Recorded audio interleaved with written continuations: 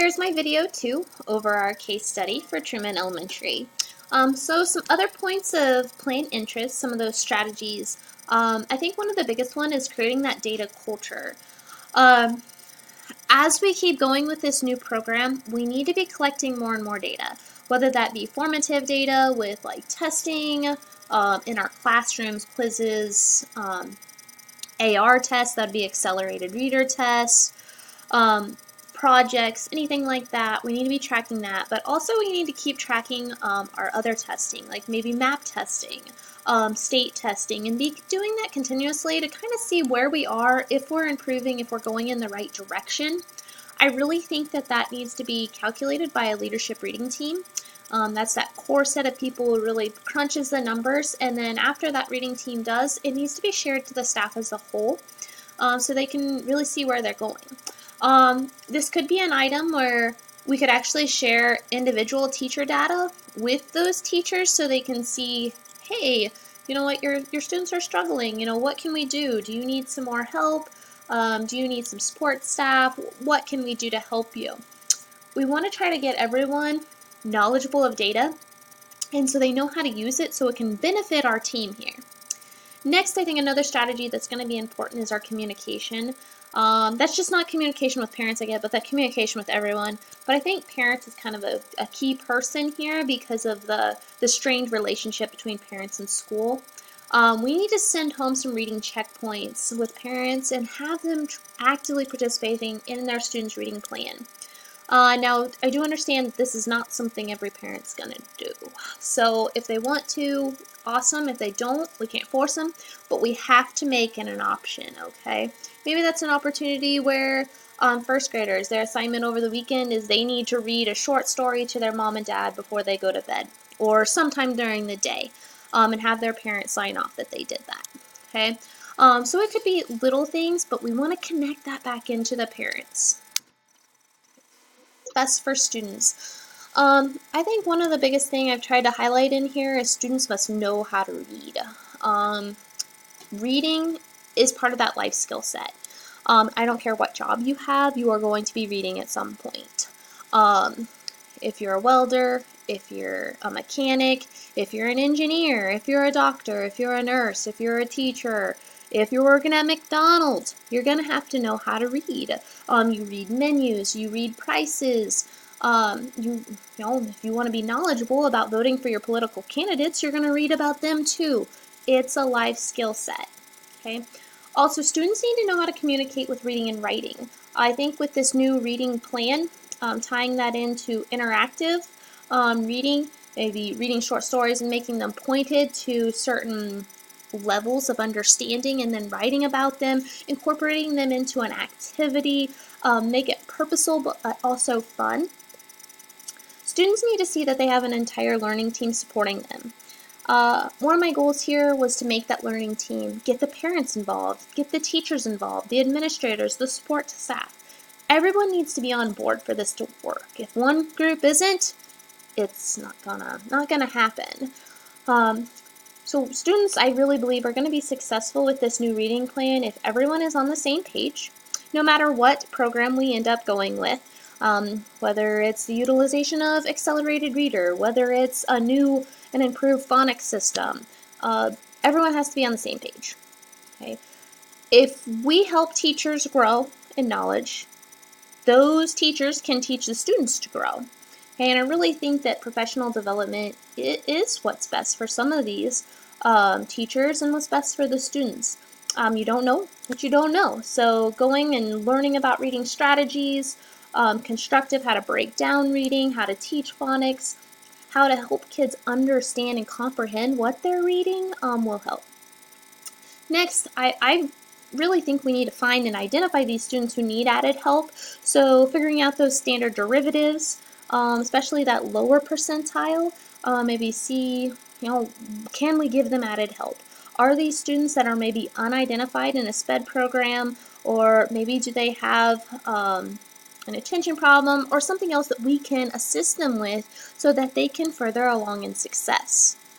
Also, those students who English isn't their first language, we can help them and help them grow. And also we have to think about their parents too. Most likely are speaking Spanish at home, so maybe we need to provide some parent education as well as kind of that transition. So part of that resolution is I wanted to go back and kind of look at our chart here, kind of our purpose behind here. So realistically on this chart, we can really see that we have a lot of areas that really aren't that desirable. As students are progressing, we're seeing them continually drop in their scores. They're losing information. They're not growing and developing. Especially when we kind of look at that trend. If you just start with the top one, 3 years ago, our first graders were at a 55. 2 years ago, they would have been second graders. They were at a 52. Last year, they would have been third graders. They were at a 51. They're still dropping. Okay. And we're just not seeing much growth. So I think really the resolution all comes with we want to see these scores that are predominantly 40s and 50s. We do have 160 up on there. We want to see those grow higher to that 60 mark. Understandably, this might not happen overnight. It might take a couple years to really see this change in data because some of these students are going to be behind in their reading skill levels. So some of the resolutions I came up in is teacher education is very important. We need to target teachers to learn from all ways to better connect with students. Professional development is key to making this work. I really think we should be sending teachers to different types of conferences and bringing those home to really infiltrate them all together. We need some teachers who are skilled in technical reading. We need teachers who are skilled in maybe those lower levels. We need teachers who maybe can both speak Spanish and English so we can connect reading in with some of those foreign languages. Also, we need some of those accelerated programs for those upper level learners, and we don't give our teachers the right professional development, they're not going to reach it. So the new reading curriculum should make reading and writing more interactive, allow the students to buy in. Students who are excited to learn make an environment which students can learn. If students want to learn, they're going to. If they don't and they think it's dumb and think it's boring, most likely not much learning is going to happen. And truthfully, just by reading a short story and doing a worksheet, I'll be honest, I was a kid who liked to learn. I don't think I would have wanted to do that. New curriculum, this can add more time to language arts because that 1 hour is pretty shy of probably where they needed to be, so add time to that. But also, I want to try to train those teachers to cross over in the curriculum. So we can be educating students on reading when we're talking about anything, when we're talking about science, when we're talking about math, when we're even talking about health. We can be teaching reading everywhere, okay? I want to showcase an area where we need to break up maybe some kids into some more adaptive reading groups. So have that small group learning or one-on-one or three-on-one group learning situations for maybe our students who are struggling. Maybe students who don't speak English very well, or maybe those upper level students who need to be challenged, otherwise they're going to get bored and cause problems in the classroom. Okay, so target some of those out and make it a point to help them in whatever way we need to. Also, that new interactive library concept, I want to draw students to the library where books are. I want to have reading workshops, reading games, scavenger hunts. We need to make sure we have a great librarian who's got a lot of new ideas, fun ideas on board. If students want to be in the library, they're going to be more likely to grab a book or maybe at least take some wanting to read. Also, that communication between everyone, parents, students, teachers, administrators, that needs to happen in a variety of formats, written, verbal, maybe email, maybe some social media type ways on strategies parents can use at home. What was I thinking during this? Number one, as you probably can tell, I was kind of frustrated because I was reading is a life skill. If you struggle at reading, you're going to struggle for the rest of your life. We need to be teaching this, okay? Next, I was kind of just confused, why are we not incorporating reading strategies into every content area? I am not a core teacher, I'm an agriculture teacher, but I teach reading in my classroom. We teach strategized reading. We learn how to read charts, graphs. We learn how to read plans. So that's all types of readings. Next up, do the teachers not care? Are workbooks really their best answer to teaching? Most people will say, I hated doing workbooks, I hated doing worksheets, but I really love doing the activities, the projects, and that fun interactive learning. Okay? And I'll be honest, some of these teachers, if we start isolating them out and we see their reading scores are really low, Be honest, if I was that teacher, I'd be really embarrassed about the scores and be like, hey, maybe I need to look at me. Maybe maybe I need to pull myself up, get more passionate about teaching again. Another one that I had is like, why hasn't the administration team taken action before the PTO got involved? I mean, this seems to be like a consistent trend of reading scores going down. The administration could have seen that really before the PTO could. I'm also really glad that the parents are active and they're involved in their school and they're seemingly prepared. So, some unresolved issues I have: will the teachers buy in? What if the scores don't improve? I wonder what the other elementary schools are doing. Is their reading as low as ours? If we improve reading, will the math scores go up as well? Because if you can read better, maybe you can comprehend the math question better, or especially like the word problems. Will the school be able to afford the plan if they don't get the grant? Okay, that grant's a huge grant. I can see this program taking a lot of new curriculum, a lot of training. That all costs money. The money has to come from somewhere. Okay.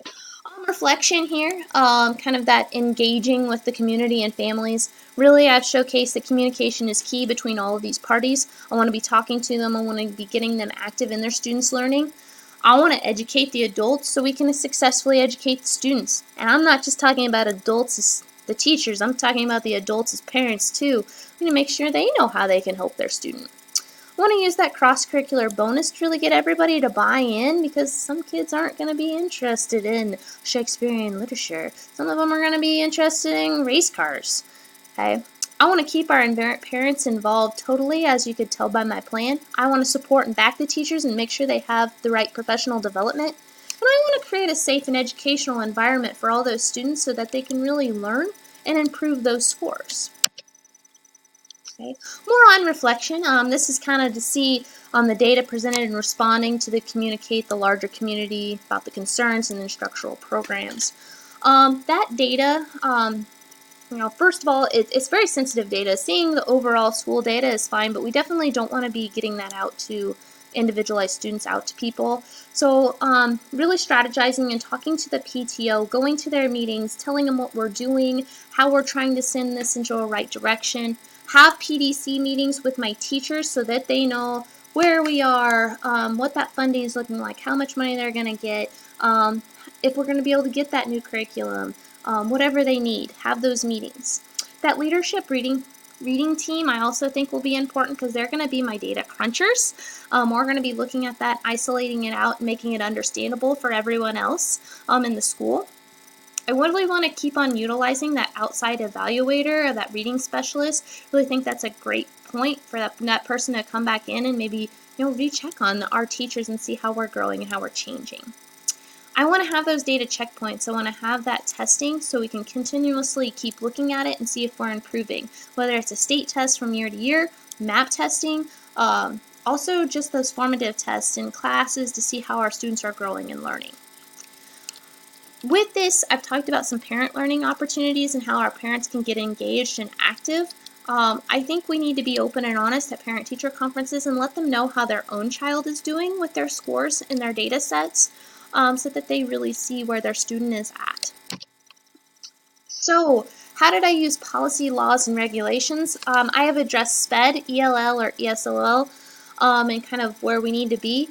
That FERPA position, I think we really need to be data sensitive. We should not be releasing any student's individual data to anyone outside of like the parent contact, the person responsible for them, and then the teachers in the school. That should not be let out to anyone else. I want to respect the contracts and the professional development of our teachers so that they have adequate implementation time, but also they're being paid for going to this professional development.